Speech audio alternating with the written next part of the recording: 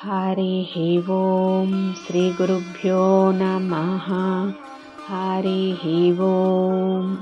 స్వామి స్ఫూర్తి గుణం గుణధర్మం అనే స్వామి వారి బోధ నుండి ఎవరు ఉండడము చేత మనలో వృత్తులు పుడుతున్నాయి అనే ప్రశ్నకు సమాధానము తెలుసుకుందాము. మరి ప్రచోదనమైనటువంటి 5 వృత్తులు ఉన్నాయే, అవి మేలుకుంటున్నాయి కదా, అవి చిత్తములోనే పుడుతున్నాయిగా. ఎవరికి పుట్టాయి అంటే నేను. ఆ కర్మకు కర్త ఎవరు? నేను. ఆ నేనే అహంకారం. ఉన్నాడా లేడా వాడు ఇప్పుడు? ఎందుకని?